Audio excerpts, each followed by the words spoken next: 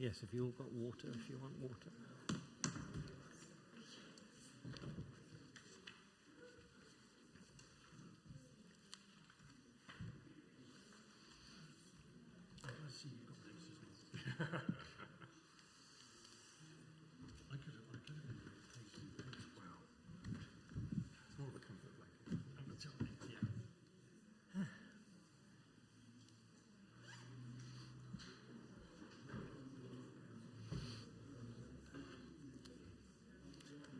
Okay, I think a hush is kind of descending.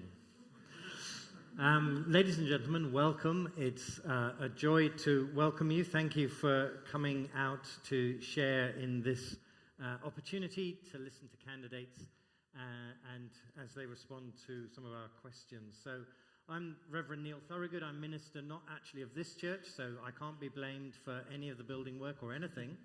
Well, I can be blamed for many things, but not this. But of the URC up the way. And we're hugely grateful to our friends in the Baptist Church for letting us gather here. And I wonder if we could formally welcome our candidates. So we have Claire, and we have Alex, and we have Rob, and we have Andy. I wonder if we might show them our appreciation.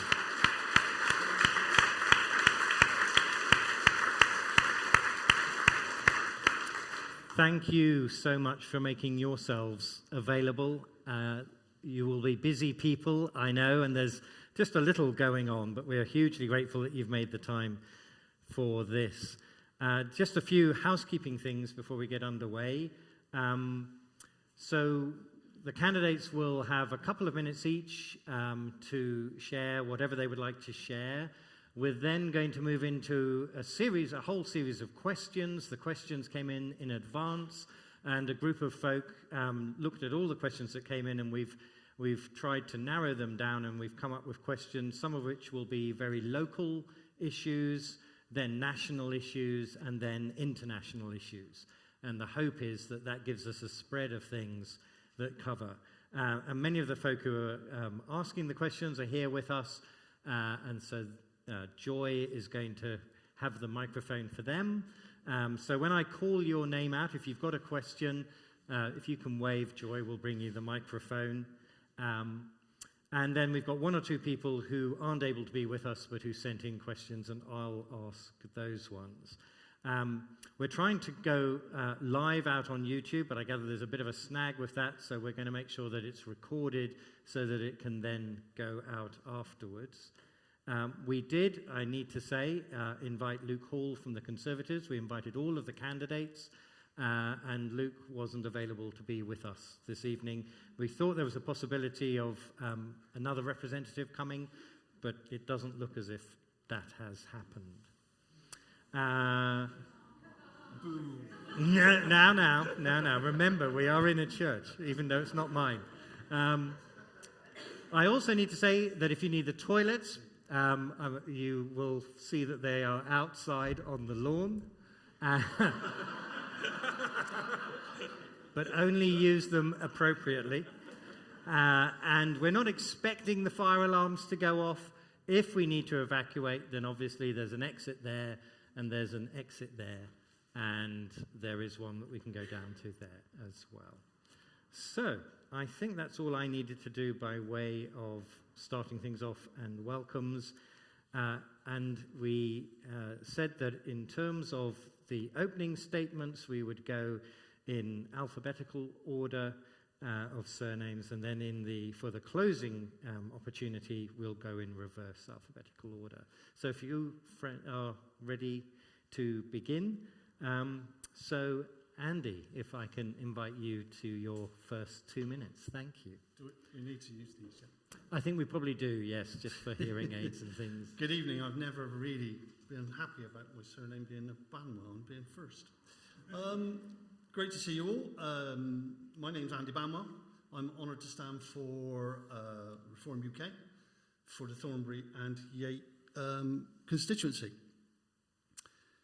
I've lived a long, full life and done lots of jobs. I've been a bus driver, a lorry driver, a landlord, lots of things which I hope give me root contact, the fact that I know what it's like to live on the ground and not just be someone who's been through Eton and trained in politics. In fact, you'll see all through this, I've not been trained in politics.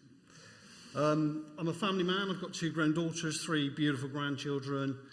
This is one of the reasons for me putting my head above the parapet. I'd like a great future for that family, and that's what I want to strive to do. But I'd also like to work hard for a great future for the constituents of Thornbury and Yate and all around. Locally, this is the local one. I want to support local businesses. I've got lots of calls about the High Street in Thornbury, Yate, all around. We need to look at getting businesses back onto the High Street, getting businesses, actually letting them make some money so that we get those businesses working for us. Infrastructure, this seems to be a biggie. I did speak to somebody as I came in. Bus services, especially here in Thornbury. Apparently you've got a bus stop that no buses go to. So I'd like to work on getting some buses around. And public services, we want GPs appointments, we want hospital services that are failing at the moment, and that's what we plan to do. I'm getting a yellow card at the moment, so hopefully I can, if elected, I can hopefully fight for everything you as a community want. Thank you. Thank you.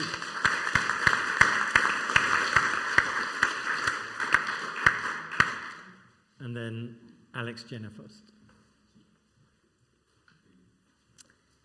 Good evening, I'm Alexandra, and I'm standing for the Green Party so that everyone has the opportunity to vote for positive changes in the way our country is run. If you believe that climate change is an urgent priority and want to see our waterways cleaned up and proper support given to the most vulnerable of those among us, we have policies to help. I've lived near Thornbury most of my life, and I love living around here. And it means that I have a personal understanding of all the issues that people face locally. I work in a school, and I volunteer with young families who are struggling in various ways. And I've been very active in my local community for the last decade or so, organising various events that bring people together, which I think is really important in a rural community. But we urgently need to defend our natural environment before it's too late. And our political environment needs cleaning up too, to restore people's faith in democracy and respect for the rule of law. And I believe we need to put people, not profit, at the heart of the work of government. The solutions to the climate crisis are often the same as those that we need to end the cost of living crisis and the inequality crisis that we're seeing around us, so that we can make the future not just more livable, but fairer for everybody too.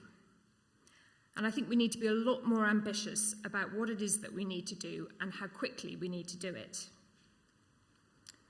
I'd be really honoured to represent the people of this constituency in Parliament, and I think I could be a local person working for you in Westminster, not a member of a political party imposing their views on the people of Thornbury and Yate. Anyway, I'm looking forward to the opportunity to discuss more of these proposals in more detail this evening. Thank you very much. Thank you.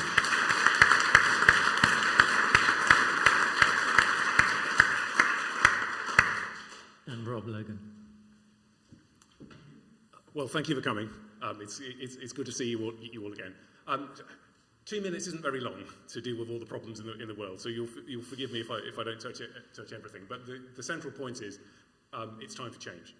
The country is in a mess. That's better. We have high prices, we have poor public services, we have low investment, and we have chaos in economic leadership. Labour will bring economic stability, investment in growth, and improvement in public services. In the NHS, we will deliver 40,000 new appointments every week by working with our doctors and nurses rather than against them. In housing, we will build 1.5 million new homes, and we will deliver a better deal for renters, so there's no bidding war between tenants. In bus services, as has been mentioned, we will deliver a better bus act that will make it easier to control local services and even open the possibility of publicly owned bus services for the first time in 40 years, if that is what local communities want.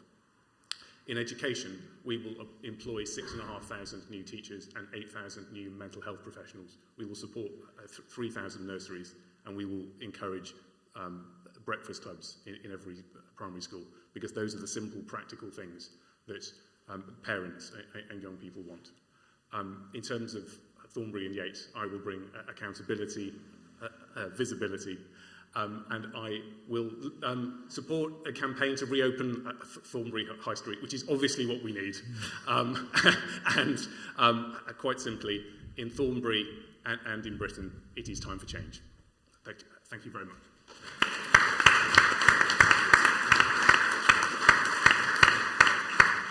Thank you. And Claire. Thank you. Can I start by thanking Churches Together for arranging this debate? I think it's really important that all of us can, as candidates, come to listen and to answer questions, because that's democracy in action. Listening is vital if you want to be a good MP, and here in Thornbury I know there are several issues where people feel they've not been listened to, not least the changes to the High Street that were imposed on the town. And we've been misled for many years with broken promises about a new hospital, then a health and wellbeing centre, and now, possibly, a replacement health centre. So let me start with a promise. If you put faith in me to be your MP, I will be holding regular surgeries here in Thornbury. I want to listen, and I want to make sure that I'm acting on the issues that matter to you, like ensuring the government really do build a new health centre. My national priorities are clear. Sort out the broken NHS by recruiting more doctors so you don't have to wait weeks for appointments. Invest in social care, taking pressure off the health service, helping to cut waiting times for surgery and in A&E. Making sure that everyone can have access to emergency NHS dental treatment so they don't have to resort to DIY dentistry. I will play my part to ensure that we don't have any more disastrous Liz Truss-style budgets that leave us all much worse off. Yes, it's good that inflation is finally coming down, but that doesn't mean prices are. And we're still paying the price of high mortgage payments and rents. And I want to use my own academic and industry knowledge to work for investment in the environment. We have to tackle the scandal of private water companies making large profits while pumping sewage into our rivers. This has to be controlled, and the Lib Dems will get tough on them to fix it. It will be such a privilege for me to represent you and fight for you on all these issues and many more. I won't just disappear in Westminster. My home and my family are in this constituency, and I want to be an MP that everyone can rely on, whatever their usual political views.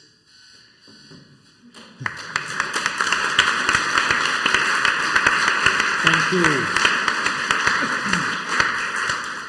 Thank you all very much. And so we're going to come to the first of our questions, and that's from Melinda Rackman.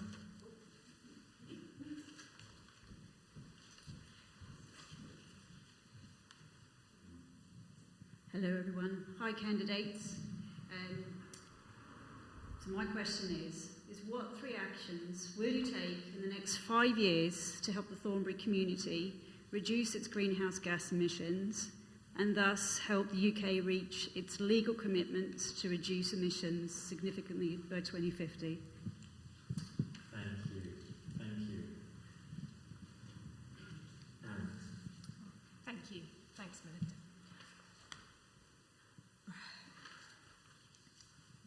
Reducing our reliance on fossil fuels is absolutely essential if we're to meet the targets that we've been set. And so, oh, sorry, do you want me to stand up? Yeah. Standing up might be easier. Might be easier. Thank you. Because without a livable planet, all the other conversations that we're going to be having tonight are irrelevant.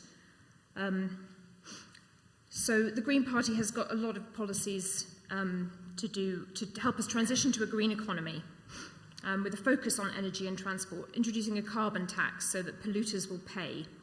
And we know that this sort of endless growth that we're relying on is not sustainable.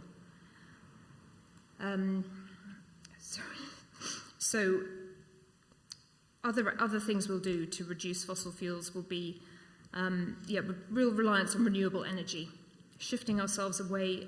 We're not in favour of the nuclear plans locally. It's a distraction. We need to really spend the time and the money getting renewable energy off the ground. It's quicker and it's more reliable, and we can do it now. We're also going to need to invest a lot of money in the national grid to make sure that we're able to manage the flows of energy that are coming in and out, and invest in battery storage as well, so that we can deal with the highs and lows of energy that will be happening. And I think that's where I'm going to leave it. Thank you. Thank you. Thank you. Rob. I think you mentioned three things, so I'll try and keep to that. The first is insulation. So one of the things that this country has done more badly than almost any other country in Western Europe is to retrofit homes by investing in home insulation, loft insulation and wall insulation where that's appropriate for buildings, and then more expensive or more complicated interventions where that's the simpler things are not appropriate. We used to do that. 15 years ago, not coincidentally, we used to do that better, and we've stopped doing it because we've uninvested in that part of the future, and we should do that better. That's really simple. Another thing is investment in electrical vehicle charging points, because electrical vehicle is often the right solution if you can afford one, and if you've got somewhere to park it, and you've got somewhere to charge it on your own land. But if you haven't, it's very difficult. And another thing that as a country we've done rather badly is provide on-street charging points in an accessible way, and we need to do that better. The third thing is we're actually going to create a publicly owned energy company called Great British Energy that will lead the transition and will stop our reliance on the oil and gas industry as well as on oil and gas as a solution. All of those three things are part of a vision for net zero that the current government has, for whatever reason, stepped away from. And we need to be... Britain used to be at the front of this discussion. We used to be leading the debate, and now we're followers. We need to lead it again, and we can. I'm standing up. So, anybody that's looked at the contract with the people rather than our manifesto will see that one of the first things we would do is scrap the net zero going forward. That doesn't mean we don't want clean energy. It doesn't mean that we don't want single-use plastics. It means that we will look at introducing modular nuclear as clean. It's great to have all these sources of wind and solar. We don't have the technology. We don't have the batteries to take all this generated power and store it at the moment. Plus, the batteries are terrible things for the environment, actually, with the chemicals that are used to create them and where we get the ingredients to build them. So, from our perspective, we want to invest in renewable sources, i.e., I think Rolls-Royce probably well ahead in their modular nuclear.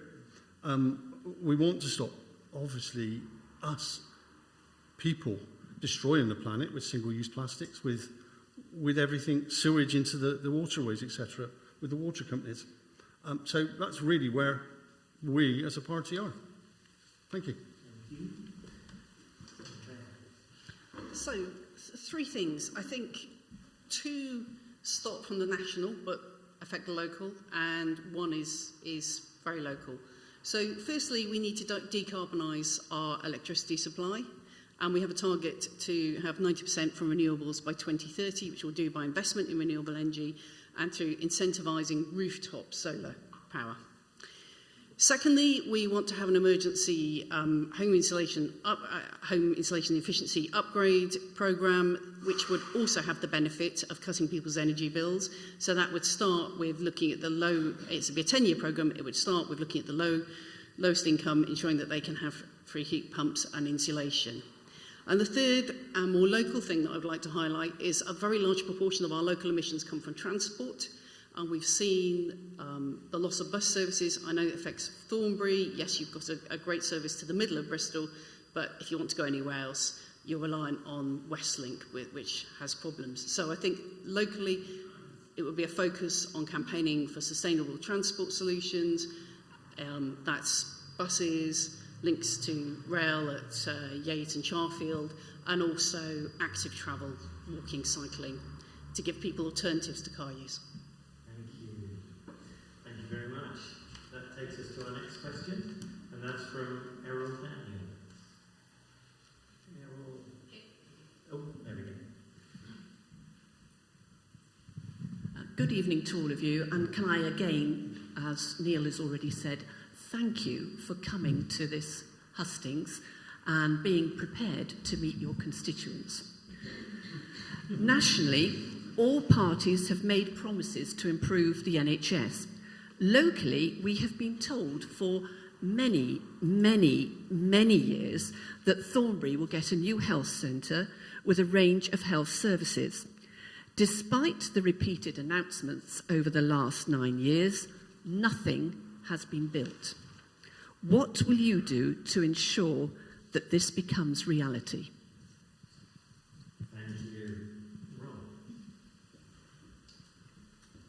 So we'll do it. I mean, the obvious thing to say is this community needs investment in its health services, and we will absolutely commit to put that in place. Yeah, I'll just talk about the positive. So one of the reasons why we are confident that we will be able to improve the number of appointments in the NHS is we're going to be working with the NHS workforce. We're not going to be blaming doctors for the delays. We're going to be investing in the workforce that's there and offering appointments evening and weekends in a very sort of flexible way that works with the grain of the workforce that we've got, rather than trying to replace it. So in terms of NHS capital, we will completely commit to those sorts of areas. And as your MP, there's nothing more important in terms of the health service than having those services accessible here. So we will absolutely do that. But we can do it because we will have that relationship with the NHS because we believe in it and because the NHS will trust us to provide the investment and the reform that is needed. We will absolutely do that. Thank you. Claire? You're absolutely right that there have been many different promises over the years. I know that my colleague, Maggie Tyrrell, who's sitting in the audience, has a 2006 architect's drawing which shows, a ground floor with outpatients, with diagnostic outpatients, a ward of beds on the first floor, and obviously that is not what is being promised now. I think the issue of what is being promised now, it is just a replacement health centre, but that is very much needed, and we do need it. But the costings were done pre-COVID. We've seen massive inflation, particularly in construction costs. So what I would be doing is lobbying the Department for Health to increase the money to actually be able to deliver, to increase it to the actual realistic amount that is needed to deliver it now with construction costs as they are. And I would be pushing for that as your MP. Thank you. Andy? So I guess the first thing that we would need to do locally, apparently Luke was saying that 1.2 million had been raised. I'd like to find out where that is, because clearly it's not been spent on that health centre. So that's the first thing. Nationally, as a party, we are looking at, firstly, getting more NHS frontline staff in. And the way we do that is actually by taking all the frontline staff out of base income tax for 3 years, thereby giving them a pay rise. The next thing we want to do is actually bring trainees back in. And we know that that's expensive to do in terms of them going to university, the fees they end up owing. So what we'd like to do with that is if they stay with the NHS for 10 years, we'd like to write those fees off, therefore promoting more staff in the frontline NHS jobs. We'd also like to reduce, so the NHS model at the moment has got so many managers, diversity, background. Get rid of some of these managers and actually allow the NHS to work properly and prosper. Thank you. So yes, I was very excited to read the news that we're beginning a new health centre in Thornbury again, and we'll look forward to that happening. One of my concerns about the proposals are that it is a replacement, and obviously we've seen huge growth around Thornbury recently. Is just replacing a like-for-like health centre going to be what we need, or should we actually be looking at expanding it and making sure that we have provision for much more? We can offer a lot more, I would think. So use it in the evenings for youth services, for example, generally to improve public health on a wider basis. But to ensure that it becomes reality, I mean, the Green Party is committing to a huge investment in the NHS, but that's really because we know that's what it's going to cost. I think other parties are thinking that they can do something with not a lot of money, but to be realistic, it's going to be expensive. So we would push the new government to deliver on the promise that they've made. Obviously, it may not be the government that's promised it already, but there is a commitment to delivering a health centre, and I think the job of the new MP here is going to be to hold the government to account and push and make sure that we get it, because we desperately need it here. So, thank you. Okay, we have a question. I think all of you in different ways have probably touched on bus services, but we actually have a specific question from Rita Allman, who's not attending, but she did send in a question which would seem good to hear. Her question was, what would you do to improve the bus service for Thornbury residents? Andy, anything that you haven't yet said about buses? Oh, yeah, I was going to say, it's quite difficult, isn't it? I'd probably initially locally try and get a bus to go to this bus stop, the one that's not used. What can I say as an MP for you? Then obviously I'm going to push people like First Bus. I had an email from First Bus just this week telling me how wonderful they are and their green credentials and what they're going to do for everyone. So I guess from that perspective, I need to talk to them as your MP and make them do what they're promising to do, which they're not currently. That's really all I can say about buses. They're big. I drove some for a while. Okay, thank you. Alex. I certainly know that the bus service that used to come once a week to my village is a long distant memory, and rural bus service has been cut by more than 50%, and I think other bus services by almost 50%. So we need a huge investment in public transport. We need to get people out of their cars. The Green Party would encourage local authorities to take bus services back under their control so that they can have a strategic plan for where bus services are going to be delivered, and there'll be a lot of subsidies as well for bus services because we need to encourage people out of their cars. And we would also offer free bus travel for everyone under 18. Thank you. Claire. Bus service is something I have spent a lot of time on over the last year in my role as leader of council. I've been talking to First Bus. We have been making the point, obviously, that the money has been put in to enhance the frequency of the service to Thornbury, which is why you've now got a 20-minute service in the T1. But we've been making the point that we need access, you all need access to Southmead Hospital, to the Mall, to Cribbs Causeway, to Parkway Station, and at the moment people are being expected to change in the middle of Bradley Stoke, which is not a great place to interchange. So I would continue the push for that. One of the problems we've got with bus services is that in the 80s they were deregulated. In the very old days, you would have your commercial bus services, the profits from those could be reinvested in subsidising the ones that were never going to be commercially viable. And some of the rural services are never going to be commercially viable. That's why we've been pushing for franchising, and it's something at a national level that we want to simplify bus funding and enable local authorities and combined authorities to move to a franchising model which gives more control, because without being able to do that sort of cross-subsidy, it makes it very hard to find the funding in this difficult climate for those rural services. But we have done what we can locally. We have the 622, for example, we kept it going as a school bus service because we realised how vital it was. And we want to see, we've been pushing very hard to get that back as that sort of service as a public service. Thank you. And Rob. I suspect you're going to hear quite a lot of similar thoughts on bus services, partly because, like Claire, I'm a local councillor, and the issue of bus services is one of the most common things that people raise in surgeries, and it's the most frustrating problem for a local councillor because you have very limited control, and it comes down to, at the moment, trying to be nice to first, and that doesn't work. The reality is that bus deregulation has been a colossal failure, because public transport should be a public service. And the reason you don't have the services that you want, and you have the services that you have, is the services that you have are the most economic to provide. It's easy for First to drive large buses on busy roads and not do anything else. That's a failure. It's a failure of imagination. So we are going to bring a better bus act, which will give those powers to combined authorities and local authorities to do these things better. It is slightly possible that we've seen some improvement in those areas in other combined authorities recently. So Greater Manchester has brought about a bus service control a bit more similar to London. It's really expensive, but it's providing a public service which people are using.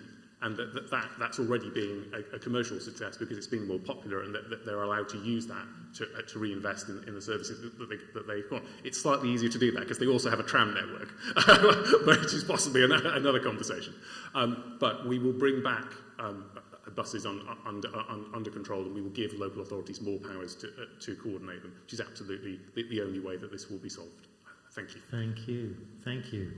Okay, those were some questions on local issues. We're going to move on to some questions that folk have sent in that take us more into national issues now. And the first of those is also someone who sent in a question who wasn't able to be with us. Mark Wallace asks this. With almost 2 million people using food banks in the UK, the highest number on record, will you commit to tackling the cost of living crisis and making sure our social security system protects people from needing a food bank to survive? Claire, I wonder if we could come to you first. Okay. The straightforward thing would be to say yes. It is really important. I mean, what we would do on what I like to think of as the safety net. I mean, one thing which would immediately remove a large number of children from poverty would be to end the two-child cap on benefits. We've also got, specifically on food, we've got a food security policy which also encompasses issues around the cost of food, and I think that would deal with would help to tackle the issue of food bank reliance. And I think we would recommend further annual increases in universal credit so that people can pay the essentials. And for pensioners, we intend to protect the triple lock, which our former MP Steve Webb was responsible for reinstating back in the 2010-2015 government. Something that our leaders were very keen to talk about is the impact on carers, unpaid carers. There are many of those in our community. We would be looking to support them better because they are in many cases, they're absolute hidden heroes, looking after loved ones and struggling a great deal. The carers' allowance is an absolute pittance, so we would look to increase that. Thank you. Rob? So we are still in a cost of living crisis, and I think there are probably two things to say. In terms of the safety net that's been said, we will resource it. One of the reasons we have the problem at the moment is the penalties that are in the social security system. There are lots of things that cause people not to be able to access the support that they need. I'd say one thing: the people that run food banks are absolute heroes. And there are so many communities that are absolutely dependent on those, but it shouldn't be there, and it shouldn't be necessary to the extent that it is, and it didn't used to be. 15 years ago, food banks were the exception, and now they are the norm. That people expect them, and it becomes a normal part of family budgeting in a way that it didn't used to be. We will ensure that the safety net is there, and that those penalties are not applied in such a way that push people into poverty. One of the things is, Claire mentioned carers, one of the things, example, is the people who are being taken to court for to pay their carers allowance back because they happen to earn more than £100 a week. It's completely shameful. That's not how you should run a national assurance system. Part of the reason is that universal credit had the idea of making work pay. That's not a bad concept, but at the same time as it was introduced, it wasn't funded properly, so that it's dependent on penalties, and those things are of no benefit to people, and they bring people into debt. So often people find themselves in debt, and that they are not able to make those commitments, and that pushes them into a cycle. We will ensure that the safety net is there in the right way, so that those penalties don't create more hardship. Thank you. Alex? So yes, I know that the people in Thornbury are doing great work, running a food bank, feeding hundreds of people, but really a true mark of the success of this would be for it to close down. It's a scandal that in the 6th richest country in the world, we're still having families relying on that kind of charity to survive. So proposals for welfare from the Green Party would include increasing universal credit by £40, introducing a minimum wage of £15 for everybody who's 16 and above, and obviously abolishing the 2-child cap on child benefit. And I can't really understand why anyone wouldn't want to do that, because it's the easiest way to lift a lot of children out of poverty. And I think on the food thing, we've also seen that the events in Ukraine and Brexit have really demonstrated that we don't have any resilience in our food system. And so we would want to support farmers to grow more food locally, improve local food networks, and also give every child a free school meal every day. Thank you. And Andy? So normally my answers are quite short.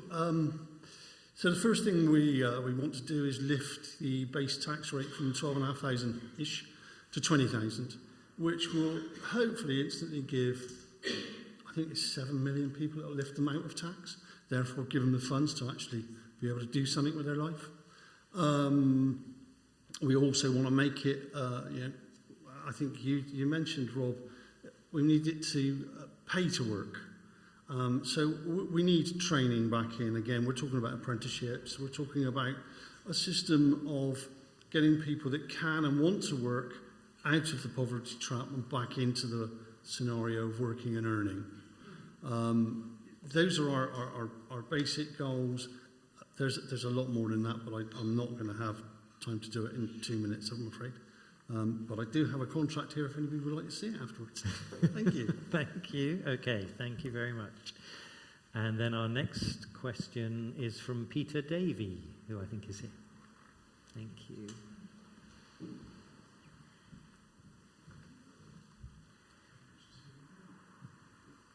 One of the major NHS problems is bed blocking in hospitals. What proposals does each party have in the social care field to ease this problem and for the wider social care issue? Okay, thank you. And Alex, would you like to go? We're definitely seeing an increasing demand for social care, and that's partly down to the fact that we have an ageing population. And we really need to look after the most vulnerable in society. Our council tax bills are...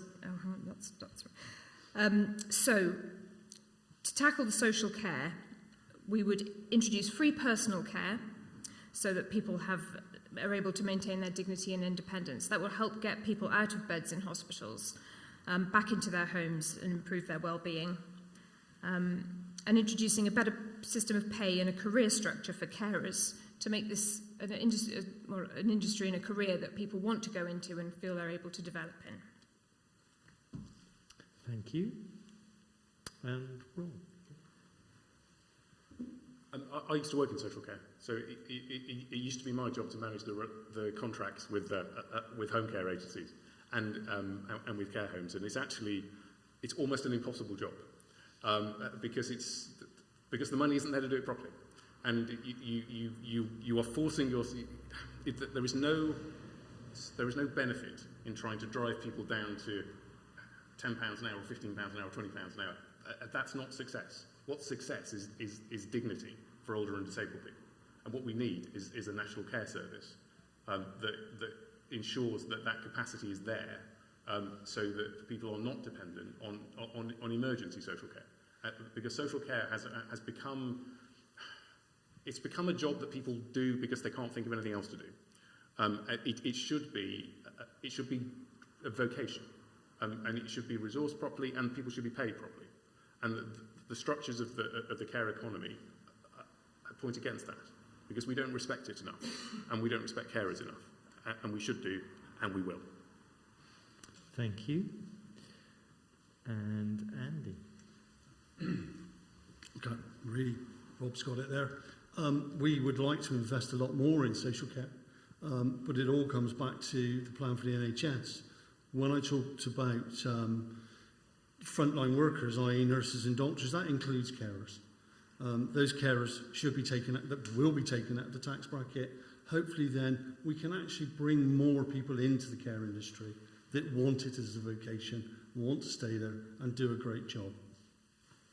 Thank you. Okay. So I think there are a number of things we need to do on this.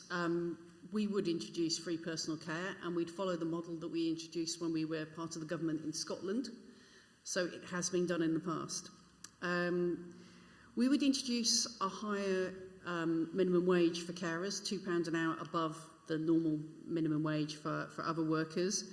But I think it's not just about paying more, it's about recognising that this is a really important role.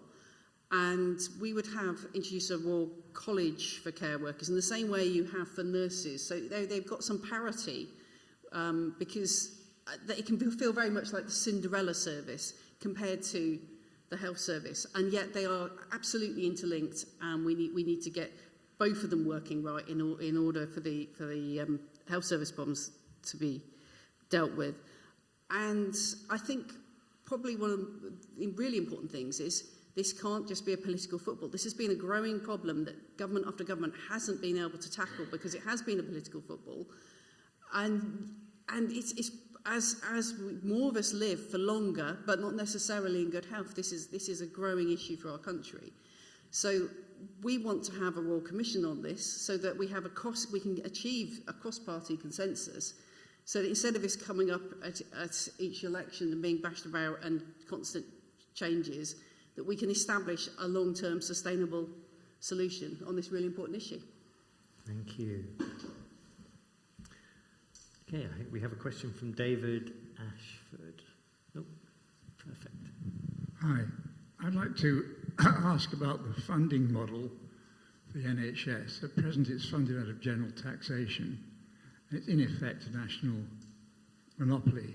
Now, are you happy with that, or are you prepared to look at alternatives such as insurance-based models? Thank you. Okay, Rob. Yes, I am happy with this, and no, we do not want an insurance model. The NHS is one of the things that makes people most proud to be British, and we need to defend it, and we need to invest in it properly. There is absolutely no solution. If you just look across the Atlantic to see what happens if you have a state that doesn't believe in healthcare. We will absolutely defend the NHS, and we will defend its funding model. Okay, thank you. And Claire. I think I have to agree with Rob on this one. We absolutely would defend the funding model. I mean, there are, as we explained in the answer to the previous question, there are lots of structural issues that need to be addressed, and like fixing the care system. But ultimately, having looked at things like the American system, and the problem with the insurance-based model is it often doesn't fix things early enough. One of the things that we want to do to tackle the NHS crisis is to put more money into prevention, to invest in public health, and part of getting care right is about preventing people going into hospital in the first place, as well as being able to get them out more quickly. And I don't think those things are done well in an insurance-based model. I don't think you get that preventative approach. And what you see is people getting much further down the line and getting into a much more desperate state before they get help when you have those sorts of models. So, no, I would defend the funding model in the sense of it not being an insurance-based one as it stands. Thank you. Andy. My legs are getting a great workout. I again agree with my colleagues here. I don't agree with an insurance-based model. However, our party would say that the current NHS model isn't workable. It does need reform. We do need to look at, okay, the funding's there, but as I've already spoken about, we need different ways to bring staff in, keep staff. We need to increase services. One of the things that we look at is the fact that if you want a GP appointment and it's more than 3 days, we'll give you a voucher. Go private. That is still free to you at point of treatment, but it will take off the waiting lists for you waiting, I don't know, 7 days, 2 weeks now. Last time I went to a doctor, it's quite long. But we'll also do that for operations and other treatments. So if you've got more than 7 days to wait to go and see a consultant, we can give you a voucher and we can utilise some of the underused private health that's around via that system. That's just a couple of the things that we want to do in National Health. The model does need changing to make it sustainable and great for us going forward. Thank you. And Alex? It's a no from me as well. On an insurance-based model. I think the creeping privatisation that we've already seen in the NHS is at the root of quite a lot of the problems. Introducing unhelpful competition within the NHS hasn't actually resulted in a more efficient and economic service. It's a really precious resource that we all value, I think.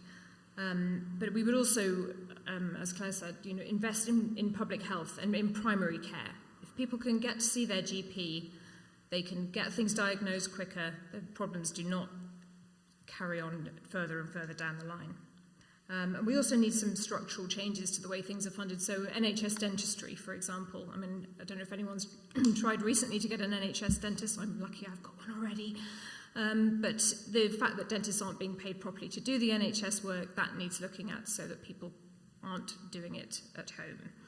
And I think also ending tuition fees would be really helpful because doctors, ending up coming out of medical school with huge amounts of debt.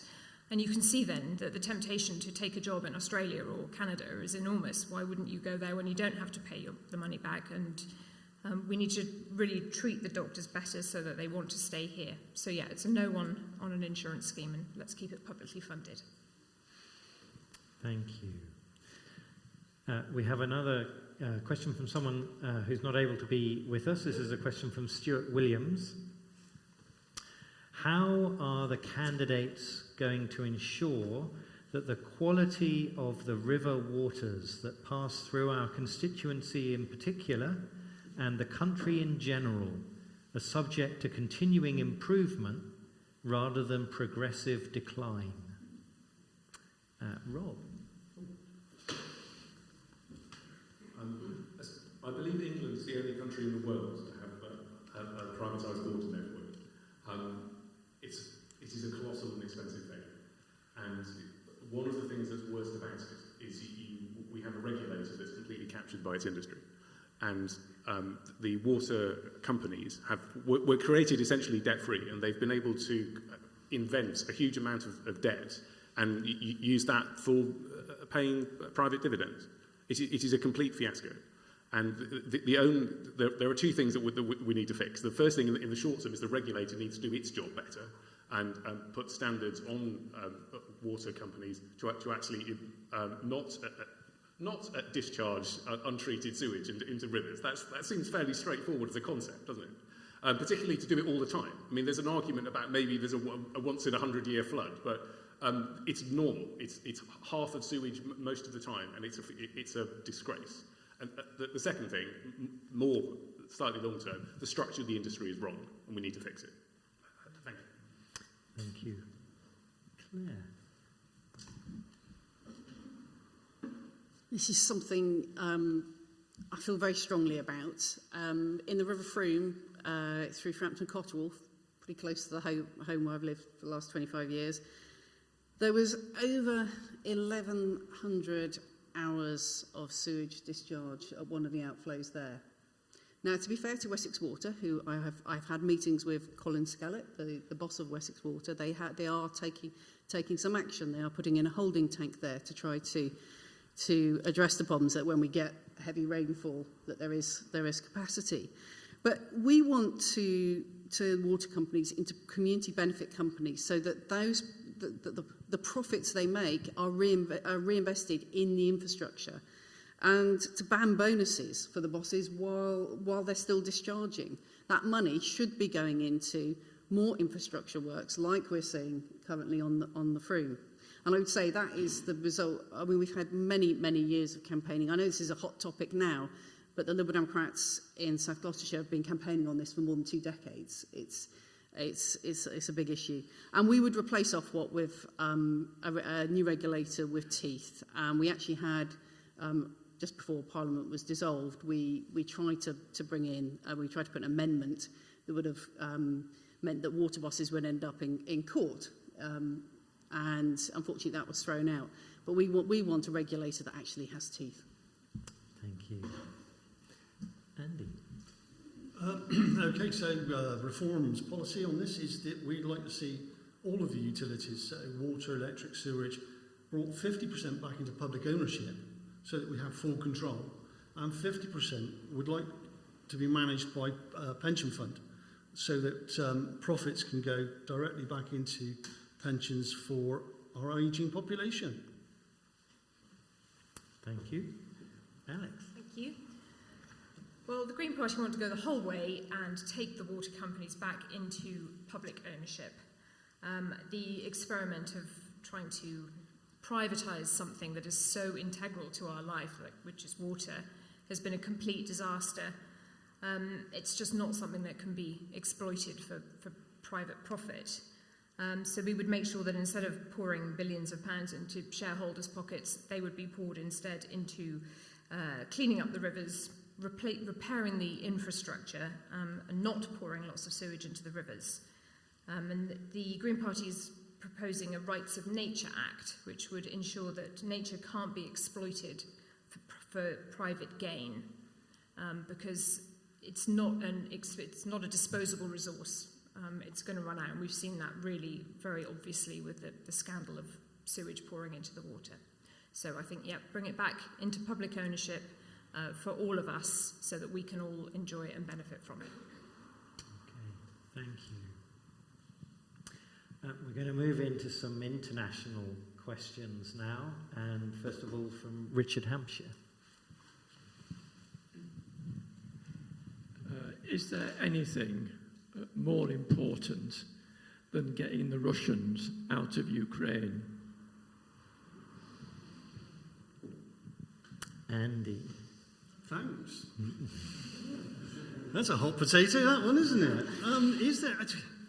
I guess from a Ukrainian point of view, no, there's nothing more important. They want them out. From our perspective, from what I can see, we're doing as much as we can to help at the moment in funding and weapons and troop training on the ground. So are there more important things than that? Possibly to you, to me, my family, my grandchild maybe. But we are already helping. Going forward, I really don't know what stance I need to take on that. No, the Russians and the Ukrainians need to have peace and stop the killing. We can all agree on that, I believe. So, yeah, it's very important. Thank you. Alex?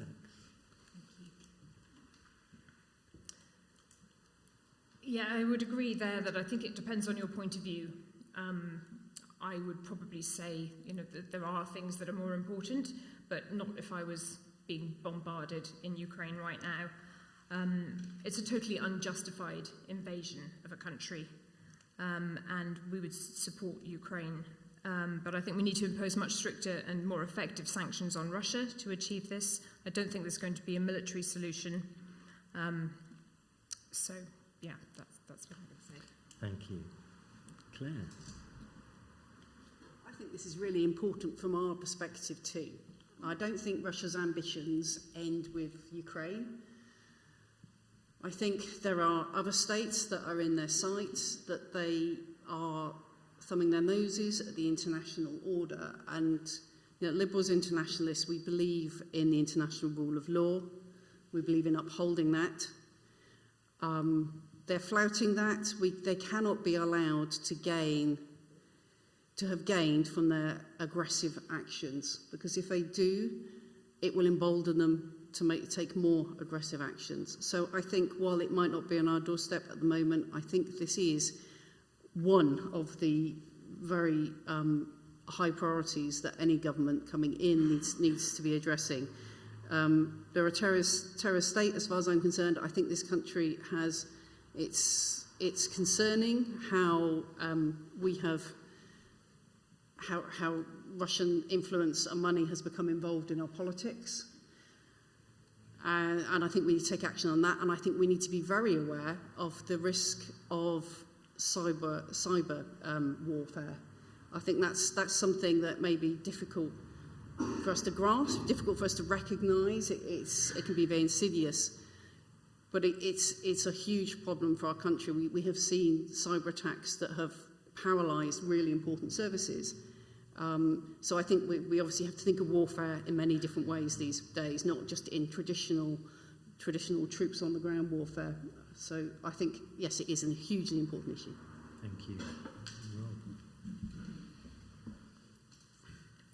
International law is precious and it needs to be defended.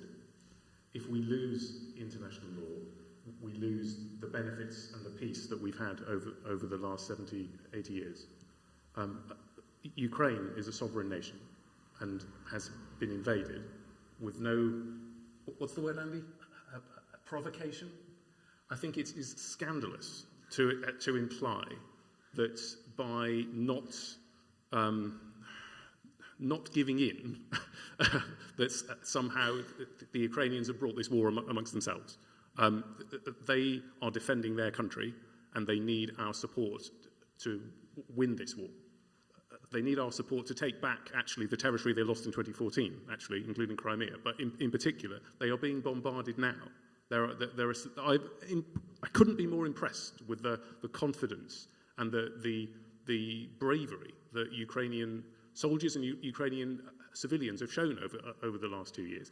Clearly, Putin expected to walk into Kiev in 3 weeks. And that didn't happen because the decision was taken by Ukrainians, and they need to be supported by the West.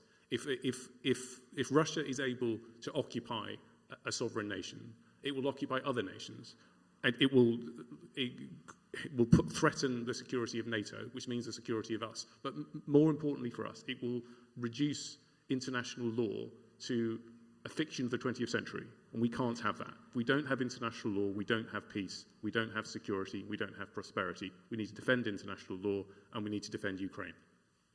Thank you. And we have a question from Kate Taylor. Oh, there you go. Other way. Thank you very much. Thank you all for coming. What would your party do to bring an end to the global debt crisis and help those countries that are in both climate and debt crisis? Thank you. Claire. So I'm proud that when we had the power, we legislated for 0.7% budget to go towards international aid. And I was hugely disappointed when that was reversed by the Conservative government. So we would reinstate that, and we would look to prioritise, among other things, its spending on climate-related initiatives. Because one of the things that is going to... The countries that are developing now can see that we have had the benefit of creating huge amounts of carbon emissions. They're seeing it's a double whammy for them. They're now being expected to develop without producing those carbon emissions, and they are the first to see the effects, the impacts of climate change, and that will have many implications for all of us. So I think we would reinstate that budget, and we would prioritise it on those areas. Thank you. Rob. So we would also restore the 0.7% of GDP commitment to international aid, and we would also ensure that climate action where countries abide by their obligations. So there are a number of theories in that area, but they haven't come to much. I think your question, though, was about debt. And I think this is actually an area where churches over the last 20 or 30 years have led the way in that. And I think this is one of those areas, frankly, where politicians need to learn from other parts of civic society. Actually, one of the strongest things that we could do relates to the last question, which is to defend international law and to ensure that works to the benefit of all nations. One of the reasons for growth in debt over the last 5 to 7 years has been the role of China, who have been able to use debt as a way of increasing their influence over a number of countries, particularly in Africa. That's partly because the West has kind of stepped away from that. We've sort of let that happen almost sleepingly. So it comes to the confidence of your relationships with those parties. It's about supporting the UN and development in the right way, but as part of a positive agenda for growth and for climate mitigation. So thank you. Thank you. Alex. So through the course of sort of researching recently, I've learned that most of the countries in Africa are actually spending more on their debt repayments than they are on health and education combined. And I think that's a disaster. We need to address that, help end this situation. We've had the benefits of development, as Claire said, causing huge amounts of emissions, leaving those countries in the developing world to pick up the pieces as they see the effects of climate change much more keenly than we do. So part of the solution for this is going to be increased international aid, and we'd propose raising the international aid budget to 1% of the gross national income, but also spending a lot more on climate finance to support countries with their development in a way that is sustainable, and that would be 1.5% of gross national income. So that's a lot of contributions, but I think it's what we need to do because we've had all the benefits thus far, and we're not suffering in the same way that they are. Thank you. And Andy. I'm afraid I don't have the same answers as these people. It's not something I've studied. I'm a little bit at loss for it. I've got to be honest with you. I would have to go back to the fact that we as a party want to make the British economy great again, which would allow us to do all these things, allow us to actually increase aid. We want to look at aid, and actually we want to have the aid we're putting out at the moment, but on a certain criteria. Why are we giving aid out to a country that's got a space program, that are landing rockets on the moon? Surely that aid could be used much better in Africa, paying back debt, or in fact helping with health and water. That's really all I've got to say on it. Okay, thank you. Friends, we reach a very interesting moment, which is that we've used up all of the questions It's great. that I have on my pieces of paper. And we said we would carry on until 8:30. So I'm in a little bit of a quandary. So we could now move straight to me. Have you saved 20% of your time? Yeah, well, that possibly. So we could move straight to asking you to make your sort of final statements, and we would obviously finish a little bit earlier. Equally, if you were willing, we could invite anyone who would like to ask a question that we haven't covered. I think it would need to be questions on topics that we haven't covered, really. And if Joy is willing to charge around with the microphone for us. Yeah? Okay. So I saw these two hands go up pretty rapidly. So let's go there, and I'll... Where am I going? Gentleman there. Thank you. I guess tonight, thank you again for attending and talking to us. So for me, tonight, party political broadcasts on the television, various debates on various TV channels follow a similar theme, where the questions and the answers tend to talk about all of the things that you're going to do to improve the NHS, to improve education, to increase our defence, or at least maintain our defence because of what's going on in the world, social care, etc., etc. What I hear very little about is where the money trees are and how you're going to pay for all these things. Okay. So, how are you going to pay for all of the things that you would like to do. Let's begin with Alex.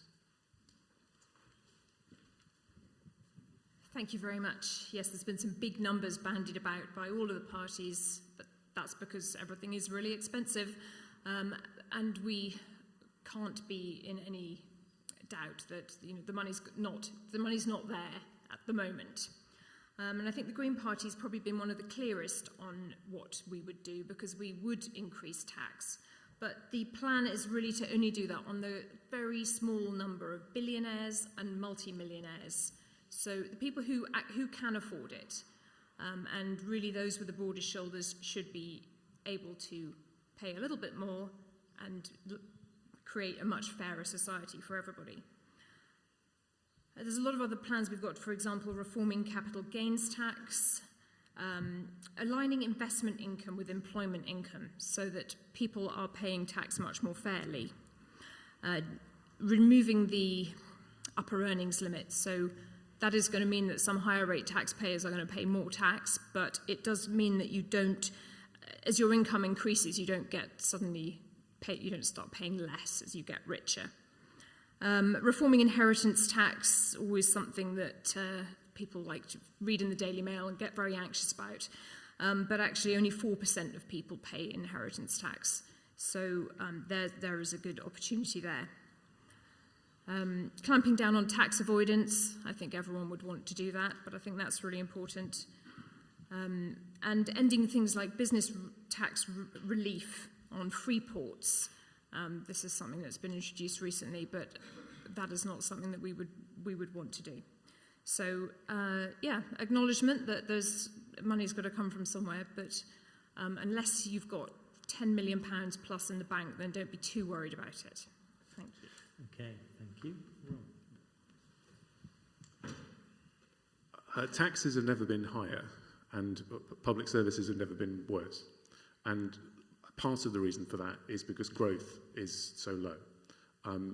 If you're old enough to remember the last Labour government's there, I won't suggest whether you are or you aren't. But the base level of growth was twice the level of growth now. We need to get back to that, otherwise we won't be able to pay for the public services that we want. In terms of tax provisions, so we've made three specific proposals to increase taxes. So we are going to increase taxes on the oil and gas industry. We are going to put VAT on the cost of private schools, and we are going to abolish the non-dom regime. We've also, the other side of that is we've also committed to not increase income tax and national insurance, the VAT, or corporation tax. And it's actually, I think it's the first time a Labour government's promised not to increase corporation tax. And the reason for that is because we need to get growth higher. If we don't get growth higher, then we can't afford the public services that we want. We can't have high taxes and poor public services with low growth. That's a death spiral for an economy and for public services, and we need to fix it. And we can, because we have before. Thank you. Thank you. Andy? Okay, we obviously costed the contract for the people. It looks like it's going to cost us £141 billion to do what's necessary with the NHS and tax, etc., to make a high growth economy, which is what we need. And we intend to do that. We've got immigration savings of £5 billion. We've got employer immigration tax. I'm sure you've all seen this, where actually we want to tax employers that use cheaper immigrants. I have to say that care work, NHS workers, they're all excluded from that. That's an exclusion area. That's a £4 billion saving. Tax subsidies and scrap net zero. Sorry, it's bad for some people, but we still want to do good things. That's actually a £30 billion saving. 1 million people back to work, if we can get that, make work pay. You're actually 15 billion saving there. Transport and utility savings, 5 billion. We talk about saving £5 in every 100 in the back office of government, quongos and bits and pieces. That actually equates to £50 billion. Stop the bank interest. We're paying interest on quantitative easing voluntarily. It doesn't need to be paid. £35 billion. And finally, cut foreign aid by 50%, as I talked about, targeting it so that it goes to the right places. There's 6 billion. That's actually 150 billion savings. That's £3,000 per head in the UK, which means we're actually in the black once we've paid for everything else. Thank you. So we've got a free costing manifesto, as I'm sure everyone will say the same. We're committed to not increasing income tax, national insurance and VAT because we think people are already struggling enough with the cost of living crisis.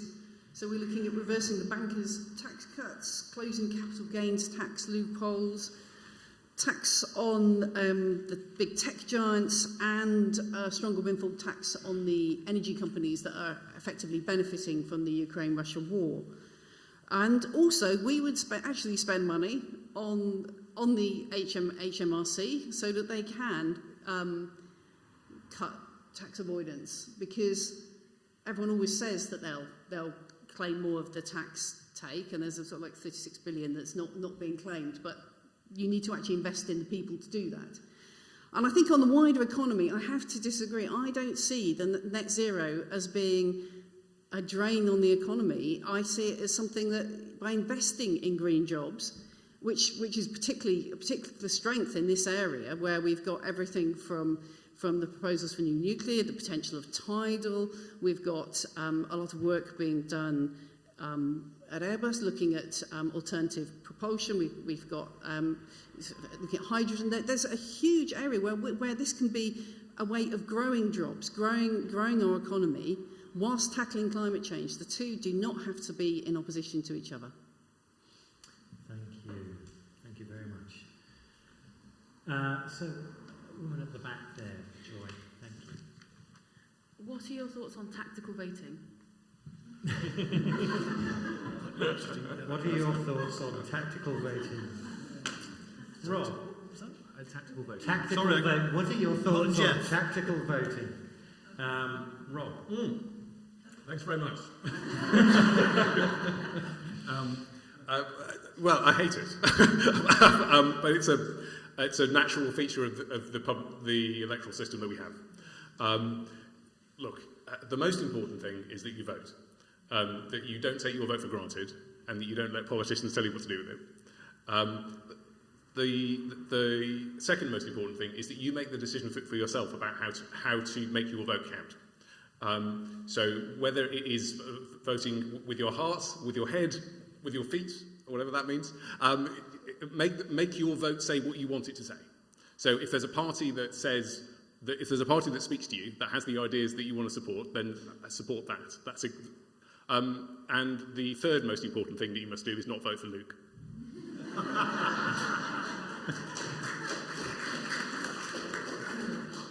Claire? I'll have to follow that. Well, obviously it's in my interest to say vote tactically, because as all the websites, all the tactical voting websites say, or the history of this area, it's quite clear that the Liberal Democrats are, we are the tactical vote here in Thornbury and Yate.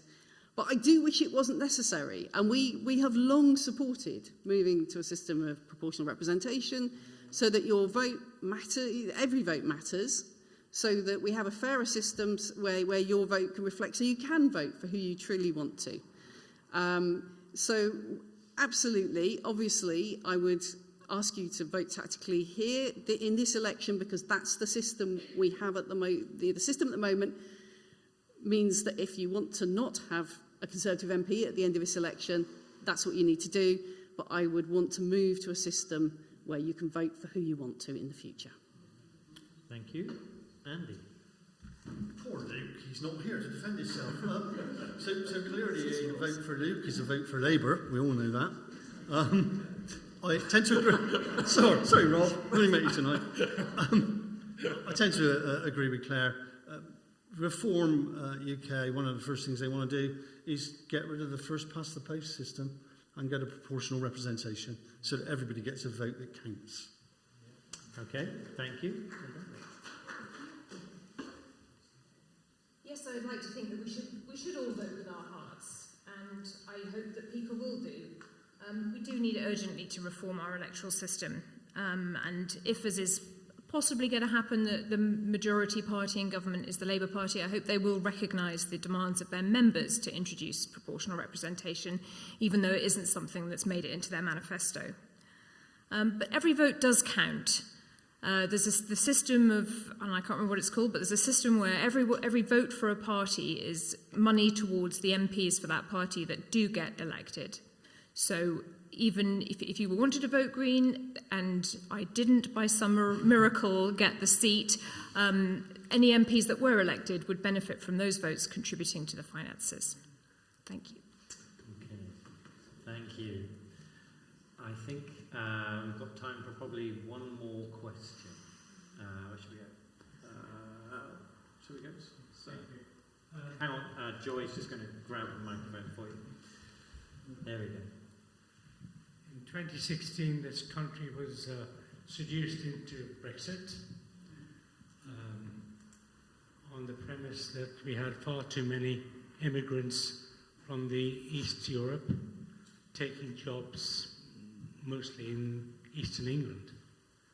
Since that time, the country has suffered with the lack of mainly people in the care sector, but in the farming community as well. Now, we have thousands of people wishing to enter this country from Africa, Afghanistan, Asia, and in my opinion, they would only benefit the economy of this country. They're here not to scrounge, but for a better life. And by welcoming them here, I think we would go a long way to rectifying the shortages in labour, which is so desperately needed here. Thank you. So the question is, what would you do about the immigration? Okay. Because that is the elephant in the room, and I'm amazed it wasn't addressed earlier. Okay, so what would you do about immigration? Andy? So the first thing we do about immigration is freeze it. And the reason we freeze it is to give the country a breather. We need infrastructure. We need doctors, as we said. We need hospital places. We need schools. We just don't have the infrastructure to keep taking 700,000 people a year legal immigration without the illegal immigration. So we're not saying we don't ever want an immigrant again. That's not true. And currently, because we need so many immigrants in the care service, they would be excluded. We still need to bring those people in. It's targeted migration rather than just open the floodgates and let everybody come in. We do need for the country's infrastructure to be stood back up so that we actually have enough for everybody, for it to go around for us all to enjoy this country. Thank you. And Alex? Well, on your first point about Brexit, I think it was an absolute disaster, and the damage we've seen to both our economy and our cultural life has been huge. The impact in terms of costs of Brexit is already being valued at £140 billion. That's definitely not what was being sold when people were voting. And the Green Party is open about our desire to rejoin the EU as soon as is practically possible. And the first step towards that would be to rejoin the customs union with our closest trading neighbours, to allow EU citizens to work here and UK citizens to work in Europe, and to reintroduce the Erasmus scheme that was so valuable for students who could then spend a year abroad. In terms of immigration, well, I do not believe that migration is the cause of all our problems. And I like to think that this is a hospitable and welcoming country, which has actually largely been forged by migrants who continue to make a huge contribution, as you say, in the care sector, in the hospitality sector, as well as in agriculture. So I think we would end the hostile environment. That's really important. And open safe routes to those who are fleeing persecution, because there's 110 million people who've been forcibly displaced by persecution and war. We can't just ignore that. 70% of refugees actually end up in the country next door to where they've left. they're not all coming to the UK. And I think you'll find if you're in the NHS, you're more likely to be being treated by a migrant than to find one in the queue in front of you.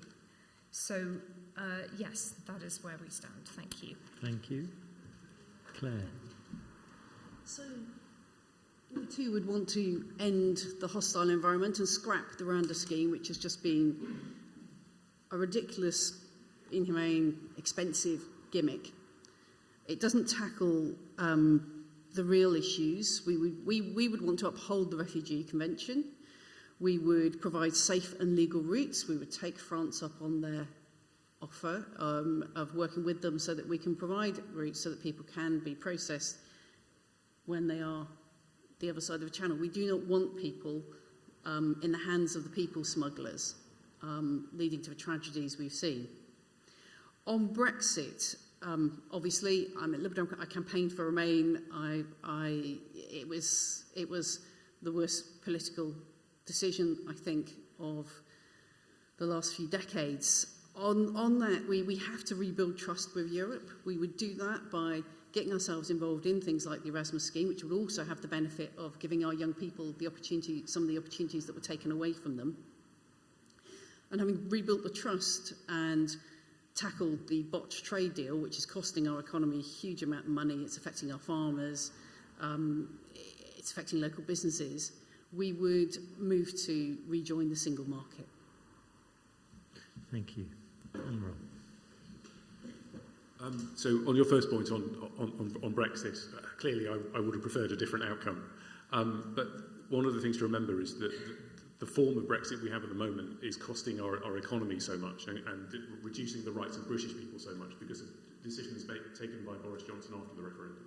So the fact that we have so things that we will do to make those things better include mutual recognition of professional standards, professional qualifications, so for doctors, lawyers and accountants, mutual work permits for travelling bans, and mutual recognition of veterinary standards to reduce the red tape and actually to go quite some way to improve the level of growth in the economy by making it easier to trade with our closest partner than as difficult as it is now.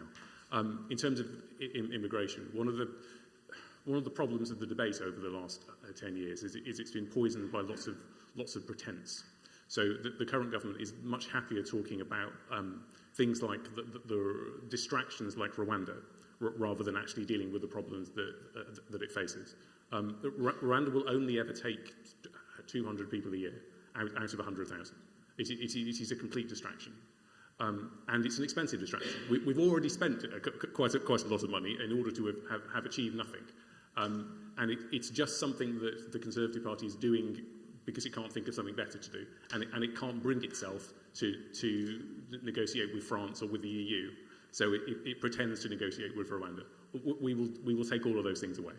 And we will invest in border security, and we will do a deal about the return of unwanted migrants to France and to the EU, which is there to be done, just the current government can't bring themselves to do it. In terms of legal migration, one of the reasons why migration has been so high over the last 2 years is because of people coming from Ukraine and from Hong Kong. Now, actually, those people are welcome, and they are coming for a very legitimate reason. One of the problems of the debate is people in Britain seem to want lower immigration as a figure, but they also want more immigrants in individual facts, because you actually want your health service to work and you want your social care network to work. So okay. we will do that better, and we will do that by telling the truth and putting those things in place. Thank you. Friends, we come towards the end now, and I'm going to invite our candidates to give us their sort of closing remarks, and again, 2 minutes each. And Claire, if we can begin with you. Thank you very much. Listening to your concerns tonight and on the doorsteps over the last weeks, months, it's clear that in so many ways our country feels broken. The economy, the NHS, the environment, our schools, all are suffering from years of Conservative neglect. And we see this here locally in Thornbury and Yate, the rising food bank use that's already been mentioned, the seeming impossibility of finding an NHS dentist, The sewage pumped into the rivers, like the Froome, the crisis in our schools, which sit at second to bottom in the funding league table. The Conservatives have wrecked our relationship with Europe, and our political system isn't fit for purpose. And I think this has left many people feeling powerless. But this is a crucial election, one that gives us a chance to end the Conservative government and get our country back on track. This is one of those classic blue wall seats that the media like to talk about. And I know that if I'm to play my part in ending the current government, I will need people from across the political spectrum to support me. So I say to those of you who are considering voting for me, not just because of what I've said tonight and the things that my party stands for, but are considering doing it because you don't want another Conservative government, I say, please lend me your vote this time. I will do my best to repay that trust, to stand up for our community in Parliament, and give you every reason to vote positively for me in future. So I'd say every vote for me at this election is a vote for a strong local champion in Parliament who will fight to fix our NHS and care system, to get our economy back on track and protect our environment. And it's time for change. Please vote for change on the 4th of July. Thank you. And Rob. I'd like to thank you for coming. I'd also like to thank my fellow candidates. For the way in which the debate's been undertaken today. One of the dangers of political debate in this country at the moment is actually the tolerance of lying and the preponderance of hate. So it's really important that politicians get on with each other and they don't try and exaggerate difference or mistrust each other's motivations, which I hope you agree we haven't done today. I also think you should vote for change. And the reality is that this country is in a worse state. It's in a worse state than it was 14 years ago. We need a better government, and you should vote for it. Thank you very much. Thank you. Alex. They say if you want a job done, you should ask a busy person, and on that basis, I'm the right person for this job. As well as managing a school office and working as a gardener, I'm the clerk for a board of school governors and also for my local parish meeting. I volunteer for a morning each week with Home Start, helping struggling families, and I'm a mum to 2 school-aged teenagers. And these roles are a masterclass in the skills needed to be an MP. I work well under pressure, I can listen to other people and challenge where needed. I'm organised and good at negotiating, which is particularly important with the teenagers. As a child, I was often told life isn't fair, and for a while I accepted that. But more recently I've realised that all too often, fairness is a political choice, just like austerity, the cost of living crisis, and the way that we're exploiting nature for economic profit. That's why I'm standing up for a different political choice, one that puts the most vulnerable in society first and stops the funneling of public money into the private pockets of the richest. Some of these choices are going to be hard. We can't fix the NHS overnight, but some are easier. Ending the 2-child benefit cap would make a big difference to the poorest families, while nationalising the water companies would ensure that our rivers got clean and stayed clean. I'd love the opportunity to represent this community in Parliament and to put climate change at the top of the agenda, where it urgently needs to be. If that sounds good to you, please vote Green. But whoever you vote for, I would urge that you do vote, and I'd like to thank you all very much for coming tonight, because it's really restored my faith in the fact that people are politically engaged and willing to come out and ask questions. And thank you also to my fellow candidates for a respectful debate. Thank you. Thank you. And Andy.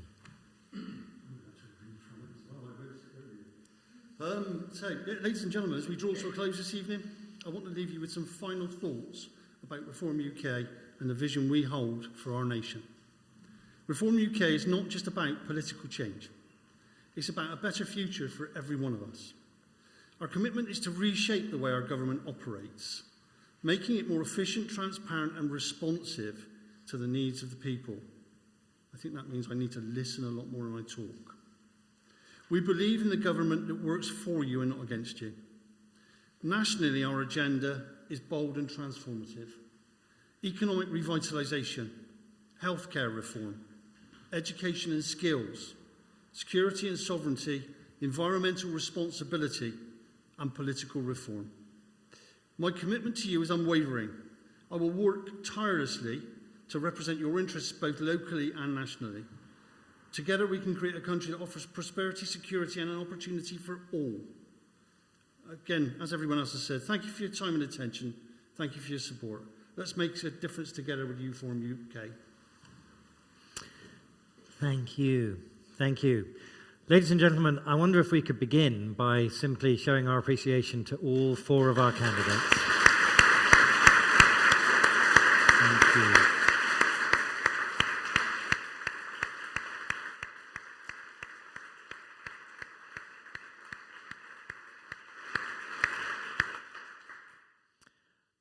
I must confess, this is the closest I have got to this sort of thing in my entire life. And I've been sitting here thinking I'm really glad I don't have to answer these questions. And I would genuinely, on behalf of all of us, want to say thank you. Thank you for your willingness to stand, because I think that is a big thing. And thank you for your willingness to listen and to share and to talk. We are very grateful that you made the time available. So thank you. Can I also, on your behalf, say thank you to our friends here at the Baptist Church and to others within Churches Together who worked pretty hard, because we didn't have a lot of warning that this was all going to happen, did we? We had to work pretty hard, pretty fast to get all of this to happen. And we're grateful that you responded as you did, and I'm hugely grateful to all of you and those who will watch this online and those who sent in questions.